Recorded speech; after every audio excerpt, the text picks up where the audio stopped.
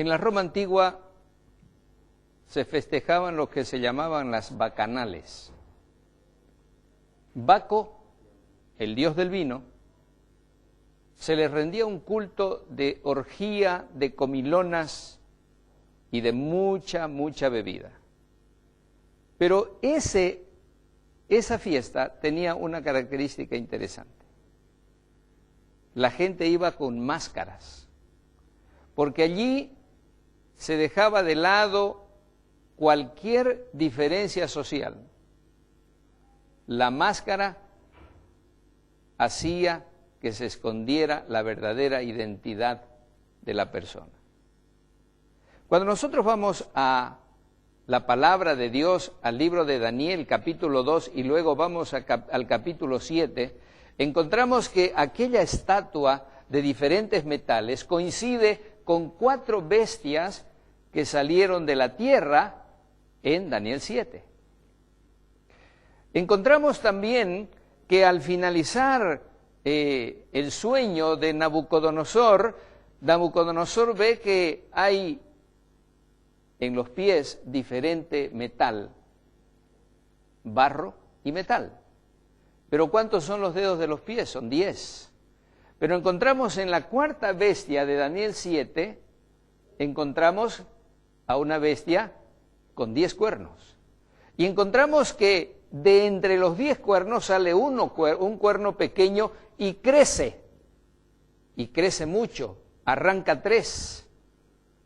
Todo esto nos muestra que hay una identidad detrás de ese cuerno pequeño. Necesitamos entenderlo y ahora lo vamos a entender mejor. Eso es bueno.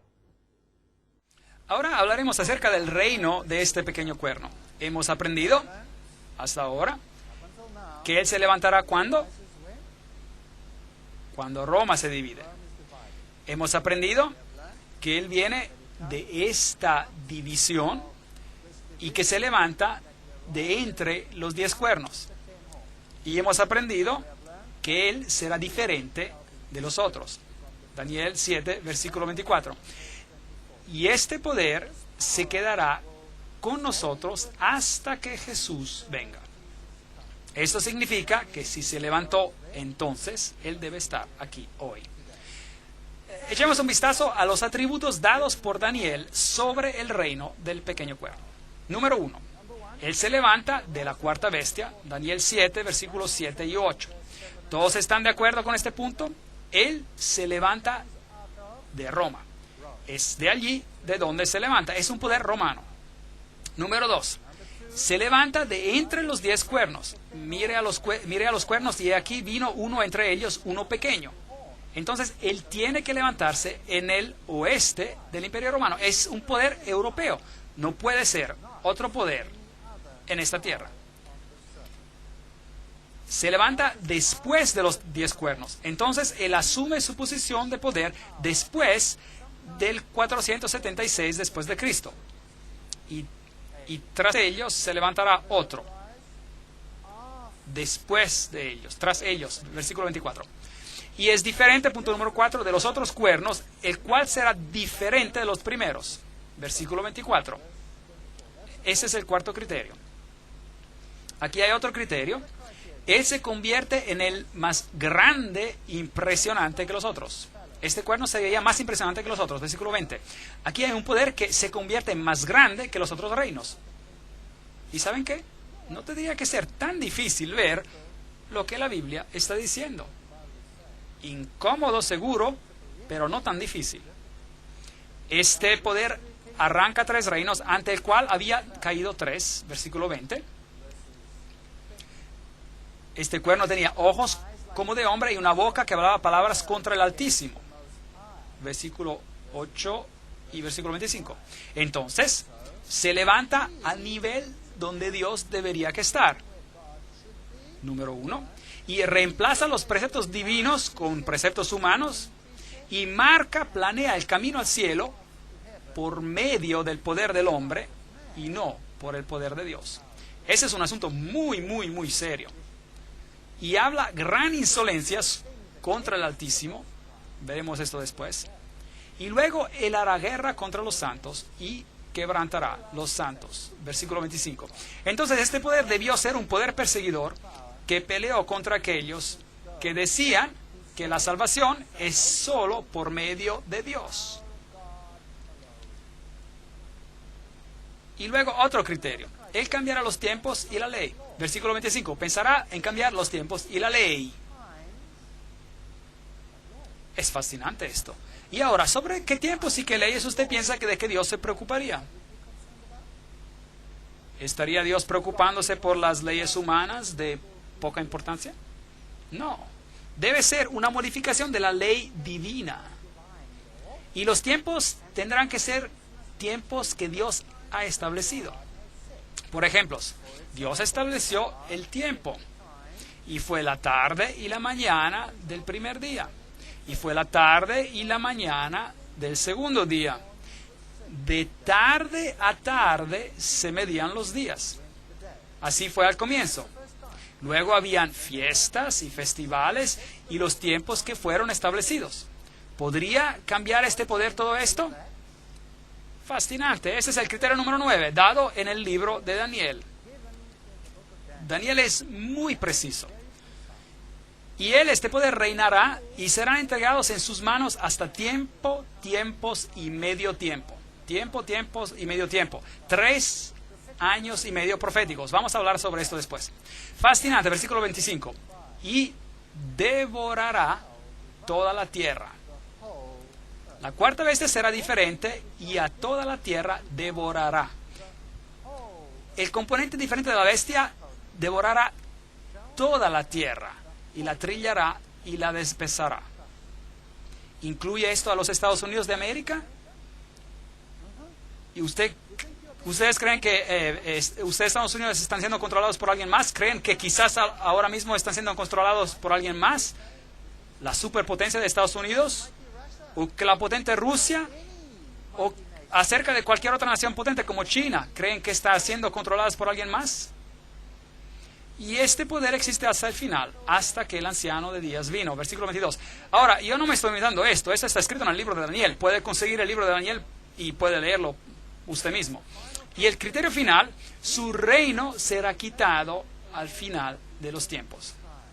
Pero se levantará el juez y le quitarán su dominio para que sea destruido y arruinado hasta el fin. La Biblia dice que será destruido por el resplandor de la venida del Señor. Así que ningún poder de esta tierra le va a quitar su poder. El Dios mismo va a intervenir. 13 criterios. Hay solo un poder en todo el mundo que cumple con esos criterios a lo largo de la historia y con sus otras calificaciones. Una situación muy lamentable. Ahora, no quiero ofender a nadie esta noche y no quiero lastimar a los sentimientos de nadie. Pero el hecho del asunto es, este poder es tan claramente identificado que yo mismo, que hacía parte de este poder, tuve que renunciar a ese poder y dejarlo. Yo mismo fui afectado. Yo me quedé en un estado de shock, pasmado, cuando encontré esta verdad. Y de hecho me puse físicamente enfermo cuando descubrí esto. Entonces, ¿quién es este poder? Se levanta de la cuarta bestia, se levanta de entre los 10 cuernos, después de los 10 cuernos, ¿es diferente a los otros? Cuando la última ola de las invasiones de los bárbaros agotó su fuerza, la faz de Europa había sido transformada. Reinos germánicos independientes habían sido fundados sobre las ruinas del Imperio Romano. Eso se encuentra en la historia de la Iglesia, página 175. Sobre las ruinas, desde las ruinas del Imperio Romano gradualmente se levantó una nueva orden de estados que tenían como su punto, su enfoque central, la sede papal. Entonces, inevitablemente, el resultado fue una orden no solo nueva, pero muy diferente de la anterior. La iglesia y las iglesias, página 42-43. Esta es una fuente católica romana diciendo que se creó una situación diferente de lo que había antes. Hay 2 teorías sobre el anticristo en el mundo hoy en día que se enseñan en casi cada iglesia del mundo.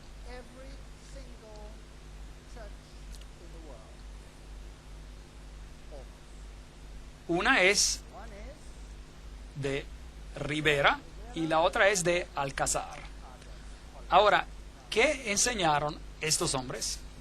Ellos enseñaron lo que se llama el preterismo y el futurismo. El preterismo enseña que el anticristo vino en el pasado, en los tiempos de los griegos, y el futurismo enseña que él vendrá en el futuro después de que la iglesia cristiana sea quitada de por en medio. Y ambas estas doctrinas no son bíblicas, porque ambas violan a Daniel capítulo 7, Daniel capítulo 8 y a todo el libro de Apocalipsis. Esas enseñanzas violan cada principio bíblico, todos los principios bíblicos. ¿Y quién eran Rivera y quién era Alcázar? Bueno, los dos eran jesuitas. Entonces, estas eran doctrinas promulgadas en el mundo después de la Reforma por la Iglesia romana misma, para quitar el énfasis de sobre el papado y ponerlo en dos direcciones diferentes. El historiador C.C. Eckhart dijo: cuando el Imperio Romano fue desintegrado y su lugar había sido quitado por un número de rudos reinos bárbaros, la Iglesia Católica Romana no solo ganó independencia del Estado sobre asuntos religiosos, pero dominaba también sobre los asuntos seculares. El papado y los asuntos mundiales, página 1. Entonces, aquí hay un cuerno, un reino que se convirtió en más grande e impresionante que los otros y los dominó. ¿Correcto? El historiador Thomas Hobbes dice: si una persona considera el origen del gran dominio eclesiástico, fácilmente ella percibirá que el papado no es más que el fantasma del Imperio Romano difunto, sentado y coronado sobre la tumba de él mismo. Ok, entonces Roma no se ha completamente ido. Se llama la Iglesia Católica Romana, ¿correcto? Entonces Roma no está totalmente acabada. La fuente de esta cita es el Leviatán, página 457. Será diferente de la primera. Vimos que Roma dice: si somos diferentes, porque ahora es un poder religioso que ejerce influencia política. Más grande, impresionante que sus compañeros. Daniel 7:20. Él será más grande que los otros reyes. ¿Los reyes de Europa se inclinaron al papado? Sí, a veces sí y a veces no. Y si no, se inclinaban pues al final fueron subyugados y tuvieron que inclinarse. A la larga tuvieron que venir como Federico de Alemania, que tuvo que pararse descalzo en la nieve, esperando por un indulto para que se le regresara su reino. En los Sacrosantos Concilios, volumen 13, Roma dice: definimos que la Santa Sede Apostólica, el Pontífice Romano, mantienen la primacía sobre ¿cuánta parte del mundo? Sobre todo el mundo. Interesante. El vicario del Hijo de Dios encarnado, sumo sacerdote ungido y gobernador temporal supremo, es el Papa, se sentó en su tribunal para juzgar imparcialmente entre nación y nación, personas, príncipe, soberano y súbdito. El cardenal Henry Manning, en su libro El poder temporal del vicario de Jesucristo. Entonces, ¿dijeron que estaban en control de todos los otros reinos? ¿Sí o no? Si así lo alegan ellos mismos. Llaves de esta sangre. Papa Juan Pablo II contra Rusia y el Occidente para controlar la orden del Nuevo Mundo. Malachi Martin, profesor pontífico en la Universidad Gregoriana en Roma misma. Él lo está diciendo, no yo. 3 reinos arrancados.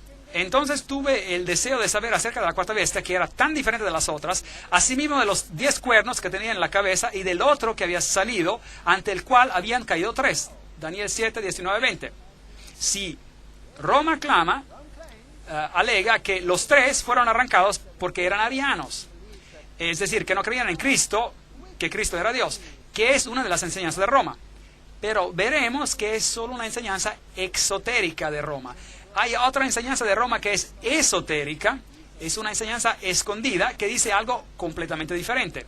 Pero eso será parte del tema de otra conferencia. Tenían ojos como uno de hombre y una boca que hablaba con gran insolencia. Aquí hay un sistema que se establece sobre Dios y que habla contra el Altísimo y quebrantará a los santos. También se le dio boca que hablara arrogancias y blasfemias, dice Apocalipsis 13:5. Blasfemias. ¿Y qué es blasfemia? Se le permitió hacer guerra contra los santos y vencerlos. Apocalipsis 13:7. ¿Hizo esto la iglesia romana? Absolutamente. Daniel 7:25. Hablará palabras contra el Altísimo, a los santos del Altísimo quebrantará y pensará en cambiar los tiempos y la ley.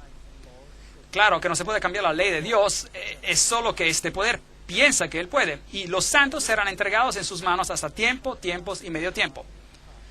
Primero veamos a la definición bíblica de blasfemia y después vamos a ver esos textos. Y veamos si Roma cumple con los requisitos.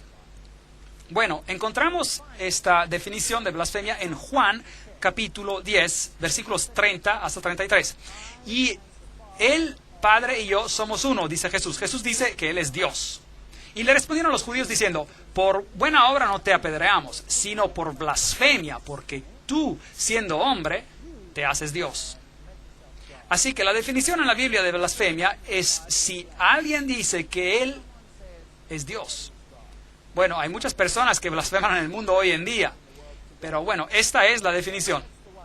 La otra definición que encontramos es en Lucas, donde dice, al ver él la fe de ellos, le dijo, hombre, tus pecados te son perdonados. Es Jesús que habla. Entonces los escribas y los fariseos comenzaron a pensar y diciendo, ¿quién es este hombre que habla blasfemias? ¿Quién puede perdonar pecados sino solo Dios? Así que hay dos definiciones bíblicas de blasfemia. Una es si dices ser Dios y la otra es si dices que puedes perdonar pecados. Bueno, ¿qué dice Roma? Aquí está la Enciclopedia Católica, volumen 12, artículo sobre el Papa, y dice, esta autoridad judicial hasta incluye el poder para perdonar pecado. Entonces Roma dice que puede perdonar pecados. El sacerdote católico, página 78, dice, busca donde quieras por los cielos y la tierra y encontrarás a un ser creado, uno solo, que puede perdonar el pecado. ¿Quién puede librarlo de las cadenas del infierno? Ese ser extraordinario es el sacerdote católico romano. Interesante. Tú eres un sacerdote eterno, dice el obispo que lo ordena. Él ya no es un hombre, un hijo de Adán pecador, pero un alter Christus, otro Cristo. Eso es interesante. Otro Cristo en el lugar de Jesucristo, en griego es anticristos, es decir, anticristo, en el lugar de Cristo. Para siempre un sacerdote del Altísimo, con poder sobre el Altísimo. Esto es serio. Decir que tú tienes más poder de Dios. El Papa no solamente es el representante de Jesucristo, pero Él es Jesucristo mismo, ocultado en el velo de la carne. El Nacional Católico, julio de 1895. Así que Roma siempre alegó estar en el lugar de Dios. Dios mismo está obligado a atenerse al juicio de sus sacerdotes y de no perdonar o perdonar de acuerdo según si ellos, los sacerdotes, rehúsen o den absolución. La sentencia del sacerdote precede y Dios la suscribe. Dignidades y funciones del sacerdote, volumen 12, páginas 27. Increíble. Así que la Iglesia Católica dice quién está salvo y quién está perdido. Y Dios no tiene elección. Tiene que atenerse al juicio de ellos. Y si ellos dicen no, Dios no puede decir sí. Entonces, ¿quién es más poderoso, ellos o Dios? Ellos son. ¿Es esto blasfemia, sí o no? Esto es blasfemia del más alto orden. El cardenal Bellarmín dice, todos los nombres que en las Escrituras se aplican a Cristo, por virtud de los cuales está establecido que Él está sobre la Iglesia, todos los mismos nombres son aplicados al Papa. Eso significa que Él, el Papa, asume el lugar de Dios. Entonces Él cumple con esta característica. Dado en Roma desde nuestro palacio el 10 de febrero de 1817 de la jurisdicción 14 del Sacrosanto Pontífice y Padre en Cristo y nuestro Señor, nuestro Dios, el Papa León XII. Así que el Papa mismo se hizo coronar Dios. Ocupamos en esta tierra el lugar del Dios Todopoderoso. Las grandes cartas encíclicas eclesiásticas del Papa León. ¿Sabían que cuando el papado hoy escribe una encíclica, siempre firma la encíclica? Y de hecho, por ejemplo, el Papa Juan Pablo II, en otras palabras, hacía esto, firman dado por nosotros, letras mayúsculas, en nuestro, letras mayúsculas, pontificio. Interesante, porque Dios dice, hagamos al hombre a nuestra imagen, letras mayúsculas. Así que el papado toma la prerrogativa y hasta estos días, por sus escritos, ellos alegan tener y ser el poder de Dios. Entonces, Roma cumple con este requisito. El Sacrosanto Consejo definimos que la Santa Sede Apostólica y el Pontífice Romano ocupan la primacía sobre todo el mundo. Ahora, este poder finalmente tomaría el control de todo el mundo. ¿Roma realmente controla el mundo? Ridículo. ¿Realmente lo cree? ¿Creen que es posible? Bueno, vamos a tener mañana una conferencia sobre las sociedades secretas. Si yo fuera usted, no me la perdería. Tomás de Aquino escribió: el poder secular, este es el gran filósofo católico que es citado por Juan Pablo II más que cualquier otro filósofo de la Iglesia Católica Romana, y él escribe: el poder secular está sujeto al poder espiritual, así como el cuerpo está sujeto al alma. Y por eso no es una usurpación de la autoridad si el prelado espiritual interfiere en las cosas temporales con respeto a los asuntos en los cuales el poder secular está sujeto a él. Así que todos están sujetos a Roma. El Consejo de Trento declaró: todo poder temporal es de él. El dominio, la jurisdicción y el gobierno de toda la tierra es de él por derecho divino. Todos los soberanos de la tierra son sujetos a él y deben someterse a él. Ese era el Consejo de Trento. Es el consejo que terminó el ataque de la Reforma. Aquí tenemos una señora que dice, bueno, Jesús nos dice: yo soy el buen pastor. Y esta dama dijo: es como estar con Dios, cuando ella vio a Juan Pablo II. Este poder quebrantaría a los santos. Se le permitió hacer guerra contra los santos y vencerlos. Apocalipsis 13:7. Bueno, Tomás de Aquino dijo que los herejes declarados culpables deben de ser puestos a muerte, tanto como los otros criminales. La Iglesia Católica respeta la libertad de conciencia y la libertad. Sin embargo, cuando viene enfrentada por herejía, ella recurre a la fuerza, al castigo corporal, a la tortura. Ella aprendió en Italia las hogueras, las piras funerarias de la Inquisición. Profesor católico Alfred Baudrillard, la Iglesia Católica, Renacimiento y Protestantismo. Sí, ella lo admite.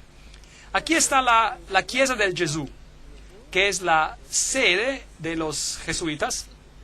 Aquí está el juramento que los jesuitas hacen, que básicamente dice que ellos pueden deshacerse de cualquier rey hereje en el mundo entero, de cualquier Commonwealth, Estado libre y soberano, o gobierno que no quiera someterse al papado, y cualquiera que no quiera someterse a la autoridad del pontífice romano puede ser, con confianza, destruido. Así que la Iglesia gobernó como una mujer gobernando sobre reyes, y es así como ella se ha descrito a lo largo de toda la historia. La Inquisición, bueno, la Inquisición nos dice que ella quebrantó a los santos. La Torre de Londres, la Haya en Holanda, los Países Bajos. ¿Cuál es la definición de herejía? En griego, heresis es escoger, decidir por uno mismo lo que uno cree y practica. Entonces, eso es herejía. Entonces, ¿quién debe decidir por ti? Roma debe decidir por ti lo que debes creer. Y si no cumples con esto, bueno, entonces debe ser eliminado, debe ser erradicado. Bueno, estamos avanzando hacia unos tiempos asombrosos en el mundo en el que vivimos hoy. Esos son algunos de los instrumentos de torturas que ellos utilizaban. Esas tenazas terribles de aquí se abrían y se podían cerrar, y venían como dos baldes pequeños haciendo una pequeña bolita, y ellos ponían brasas allí y se arreglaban contigo de esa manera. Y te ponían estos grilletes en los tobillos, noten las puntas por dentro, esas penetraban directamente al hueso, eran bien malvados. Este iba alrededor del cuello y ellos apretaban el tornillo y el tornillo empujaba directamente en su nuez de Adán.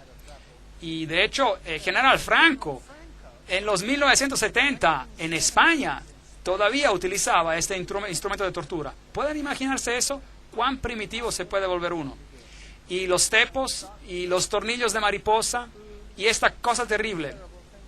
Por aquí donde te alzaban boca abajo, con tus manos atrás de la espalda, y te levantaban de esta manera en alto, y te colgaban del techo, y luego sujetaban esta bola en un estante alto, y esta piedra pasaba a tus pies, y la rodaban hacia abajo y te arrancaban tus brazos. Muy cruel lo que hacían.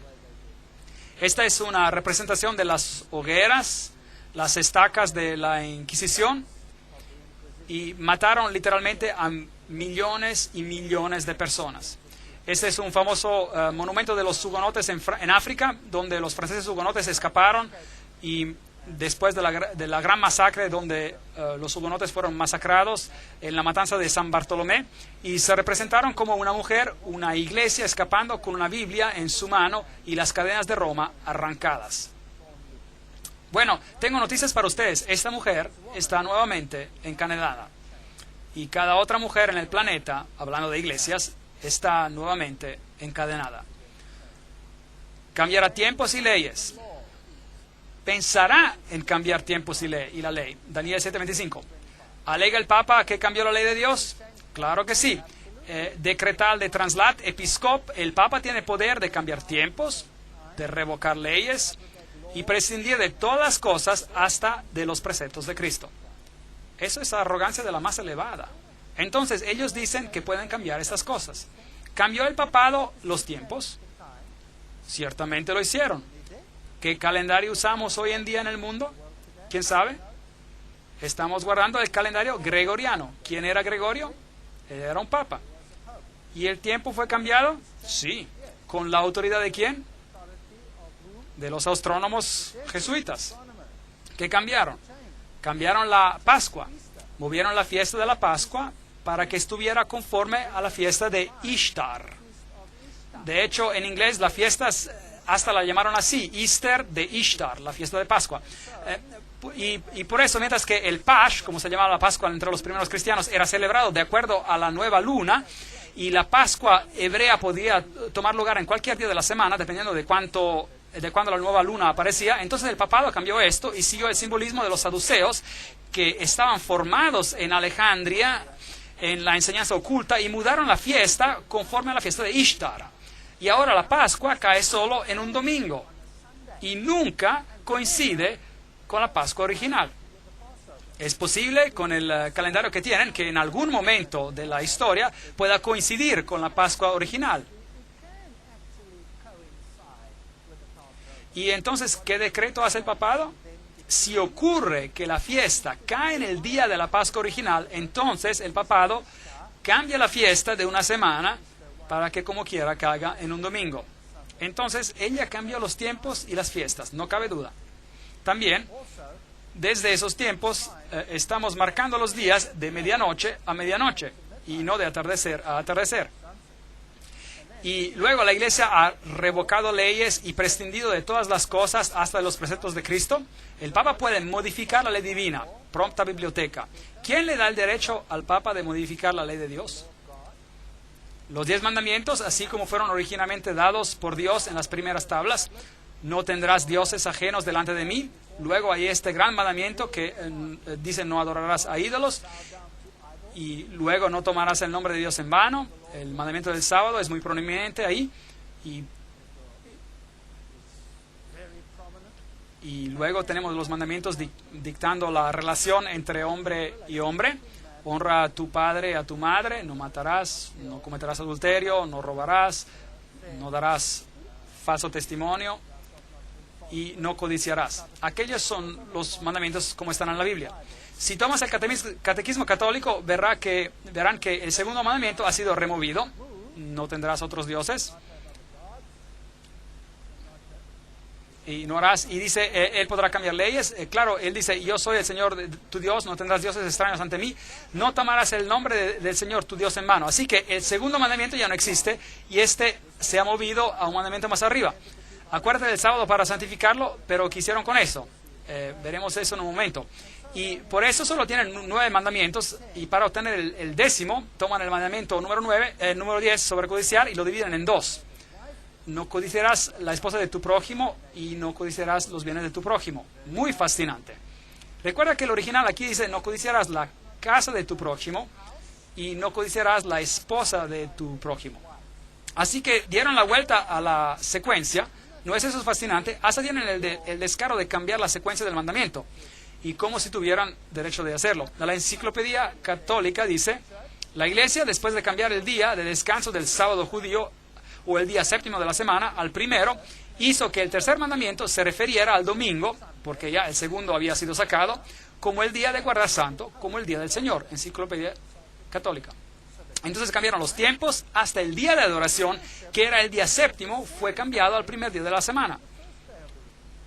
Mateo 5:17 dice, no penséis que he venido a abolir la ley y los profetas, no he venido a abolir, sino a cumplir, a vivir los mandamientos en su vida, dijo Jesús.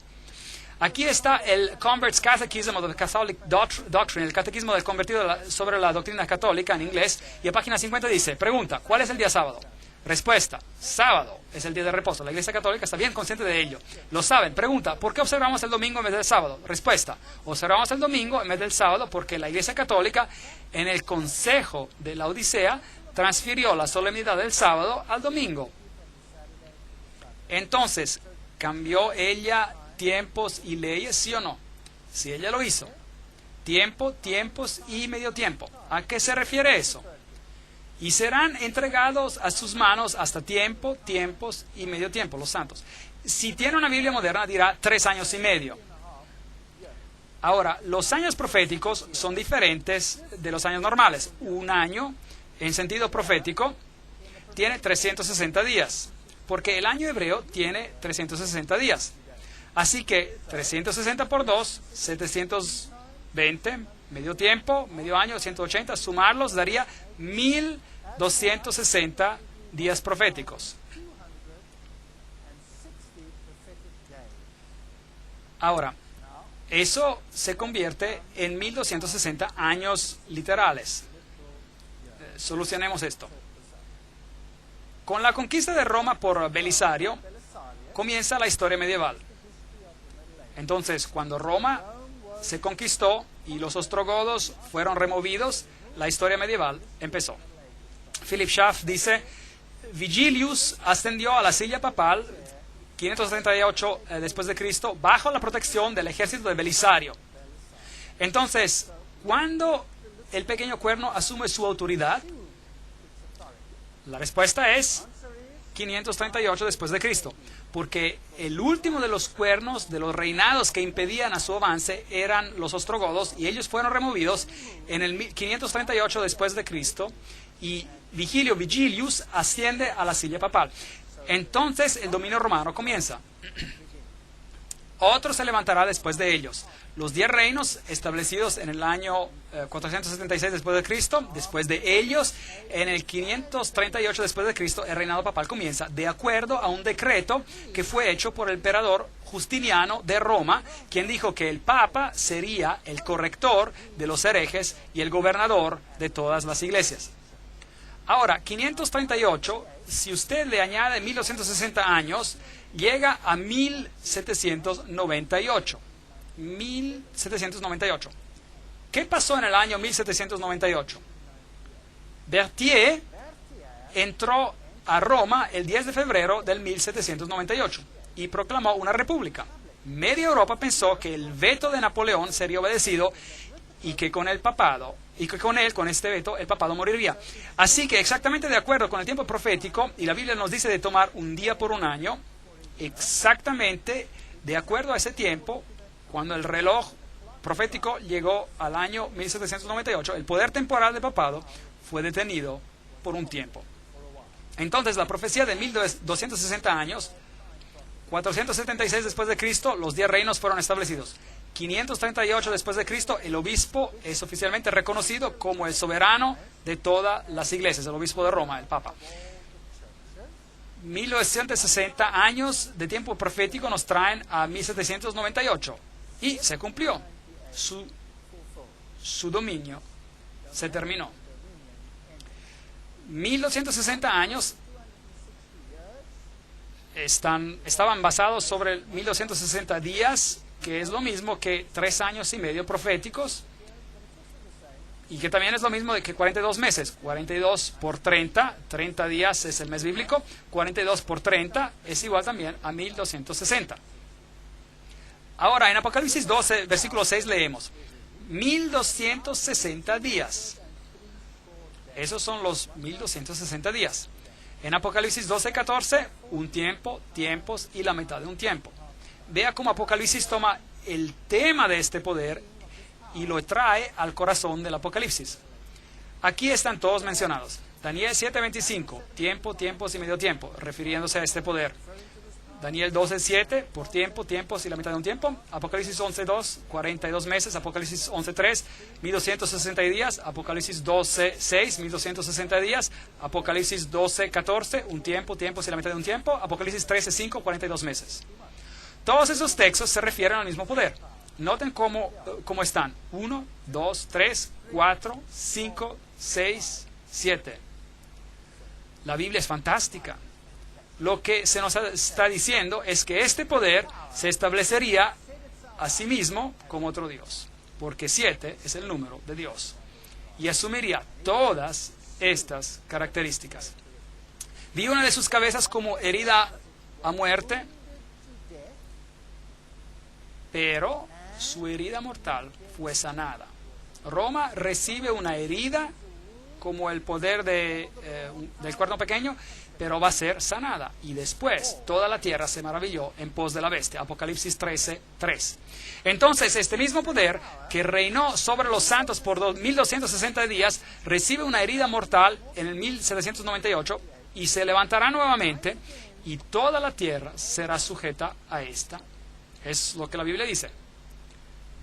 También se le dio autoridad sobre toda tribu, pueblo, lengua y nación. Apocalipsis 13:7. ¿Esto incluye a los Estados Unidos? ¿Esto incluye a mi país? Sí los incluye. Ronald Reagan y el papado hicieron una alianza santa. Es una historia fascinante. Tenemos que comentar sobre esto con un poco más detalle. Así que hasta el poderoso Estados Unidos se ha sujetado a este poder. Aquí tenemos una foto simbólica entre Gorbachev y el papado. Esta es la poderosa Unión Soviética en esa etapa, saludando y reconociendo ese poder. Es una gran idea, una nueva orden mundial donde diferentes naciones son unidas en una causa común. Solo los Estados Unidos tienen esa fuerza moral y los medios para realizarla. En el Consejo Vaticano II, esto fue en 1962, el documento dice, es nuestro deber poner en acción cada músculo para lograr el tiempo cuando toda guerra será completamente prohibida por consentimiento internacional. Ese es el Consejo Vaticano II. Este blanco, sin duda, requiere el establecimiento de una autoridad pública universal reconocida como tal por todos y dotada de poder para salvaguardar por parte de todos la seguridad y el respeto por la justicia y el respeto por los derechos. Papa Pablo VI escribió en una sección titulada Hacia la autoridad mundial eficaz, escribió: esta colaboración internacional en una escala mundial requiere instituciones que la preparen, que la coordinen, que la dirijan, hasta que finalmente haya un establecimiento de una orden de justicia que sea reconocida universalmente. ¿Quién no ve la necesidad progresivamente de establecer una autoridad mundial capaz de actuar eficazmente en los sectores judiciales y políticos? Fascinante. ¿Y quién fue coronado soberano sobre todo el mundo? Este mismo hombre. Fascinante. Juan Pablo, superestrella. Maastricht, la Europa unida. ¿Qué tiene el mundo que decir acerca de esto? ¿Por qué tiene el Parlamento de Europa esta construcción? Una construcción muy interesante. Vamos a darles toda una conferencia sobre esta situación interesante en Europa y sobre lo que significa. ¿Qué dijo George W. Bush acerca de este poder? El 22 de marzo él dijo: la mejor manera de honrar al Papa Juan Pablo II, verdaderamente un gran hombre, es de tomar su enseñanza seriamente, es de escuchar sus palabras y poner sus palabras y sus enseñanzas en acción aquí en América. Este es un desafío que debemos aceptar. Entonces, ¿quién está sujeto a quién aquí? ¿Quién está sujeto a quién? En 1991 el Papa hizo un llamamiento por una nueva orden mundial. Bueno, ¿cuál fue su discurso del nuevo año este año? Él tuvo solo un mensaje y dijo: es tiempo de establecer una autoridad a nivel mundial ahora mismo. Ese fue su pedido. Él visitó a las Naciones Unidas y él habló por parte de todas las religiones del mundo entero. Ahora, por favor, noten que eso incluye el budismo, el hinduismo, el shintoísmo, el zoroastrismo, el protestantismo y el catolicismo y todos los demás. ¿Hay un plan? Y Gorbachev dijo, debemos ayudar a Juan Pablo II porque él tiene razón en su pedido por una nueva orden mundial. Dijo Gorbachev cuando el Papa habló en las Naciones Unidas en su aniversario de 50 años. Bueno, ¿usted piensa que sea posible que Roma pueda hacer este poder? ¿Que el Vaticano pueda hacer este poder? Pero sin duda el Vaticano parece como un poder noble cristiano, tratando de implementar los valores correctos en el mundo. ¿No parece así? Recuerde lo que la Biblia dice sobre el hombre de perdición. Judas parecía uno de ellos, pero él traicionó a Jesús con un beso. Aquí está el poder que parece uno de ellos, pero podría simplemente traicionarlo con un beso. Tendremos que examinar los secretos de las sociedades secretas para saber de qué se trata todo esto. ¿Qué enseñaron los reformadores sobre este poder? Muchos grandes cristianos de los tiempos de la Reforma y post-Reforma compartían esta visión de la verdad profética e identificaban al anticristo con el papado romano. Entre ellos, los que compartían esta interpretación, había los valdenses, los husitos, Wycliffe, Lutero, Calvino, Zwingli, Melanchthon, el teólogo bautista Juan Hill, los mártires Cranmer, Tyndale, Latimer y Ridley. Todos ellos dijeron que Roma era el anticristo. Veamos lo que dijo Martín Lutero. Lutero dijo, sé que el Papa es el anticristo y que su asiento es el de Satanás mismo. El papado representa una persecución general por orden del pontífice romano, con el propósito de hacer, caer y destruir almas. Es una declaración bien directa. Él nos rodeaba con las palabras en esos días. ¿Qué dijo Juan Calvino? Él dijo, llamamos al pontífice romano el anticristo. Interesante. ¿Qué dijo Juan Wesley? Él dijo, él es en el sentido más categórico el hombre de pecado, porque aumenta de toda manera de pecado por encima de cualquier medida. Eso dijeron los reformadores. ¿Qué dijo Juan Knox? Él dijo, el Papa debería ser reconocido como el mismo anticristo. Bueno, los reformadores no querían que nadie se olvidara.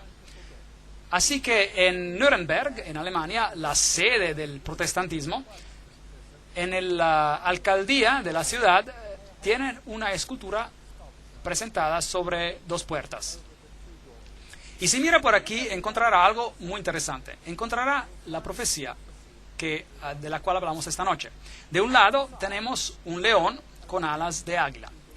Y tenemos un soberano al lado de él y se nos dice, ¿quién es él? Es Nabucodonosor. Entonces, ¿quién dijeron los reformadores que era el león con las alas de águila? Babilonia. Si va al otro lado de la puerta, tenemos un oso con 3 costillas en su boca y pusieron un rey al lado de él. Un rey poderoso para decirnos quiénes creían que representaba. ¿Y quién era este? Esta era Ciro el Grande. Entonces, nos están diciendo que estos eran los medos y los persas. Los reformadores no rodearon palabras, lo pusieron en piedra. Usted puede ir a verlo hoy. Si va al otro lado, verá otra puerta, y es así como se ve. Y vayamos un poco más cerca, hay un leopardo con 4 cabezas. ¿Y a quién pusieron al lado de él para decirnos quién creían que era este poder? Alejandro el Magno. Entonces identificaron a esta bestia con Grecia. Y al otro lado hay una bestia terrible con 10 cuernos y tienen un emperador poderoso allí. ¿Y quién es él? Él es Julio César. ¿Y quiénes dijeron que era? Ellos dijeron que era Roma. Y luego por aquí tienen esta pequeña estructura saliendo de entre ellos y tiene la cara de hombre y tiene esta pequeña corona extraña. Y no dejaron misterio sobre la identidad de esta bestia. Dijeron que era Roma. ¿Quién enseña esto hoy todavía? Nadie. Nadie lo enseña. ¿Las iglesias cristianas lo enseñan? No lo hacen. De hecho, todas se han unido al movimiento ecuménico que dice, aceptamos nuevamente a Roma como nuestro líder espiritual.